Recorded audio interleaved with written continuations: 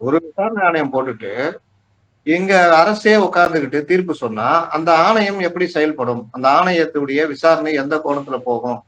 தீர்ப்பை இவங்க எழுதுறாங்கன்றது எல்லாருக்குமே தெரியுது. இன்னொரு பக்கம் எல்லாரும் உட்கார்ந்துகிட்டு இவருக்கு எதிரா அடிச்சுக்கிட்டே இருக்கிறாங்க. இப்ப செந்தில் பாலாஜில இருந்து எல்லாம். இது எல்லாமே விஜய் வந்து அவருக்கு இது சந்திக்காத விஷயம்ன்றதுனால, அவர்கள் இது நமக்கு நம்ம கூட துணை இருக்கிற அதிமுக பொதுச் செயலர் எடப்பாடி, பாஜக ஏன் இவங்களோட நம்ம இணையக்கூடாது? நம்மள இந்த மாரி விஷயங்கள போட்டு அடிக்கிற இவங்களையே நம்ம வீழ்த்தக்கூடாதுன்னு அவரு ஒரு முடிவு எடுக்கிறார். இந்த முடிவை நோக்கி தள்ளுனது திமுக. நீங்க அந்த வேலைய பண்ணவே கூடாது. இவர்கள் வந்து கிடைக்கிற வரைக்கும் அடிப்போன்றதுனால, அவரு அந்த முடிவை நோக்கி நகர்றாரு. இதை பாஜக, என்டிஏ அழகாக பயன்படுத்திக் கொண்டு விஜயுடன் பேச்சுவார்த்தை நடத்துகிறார்.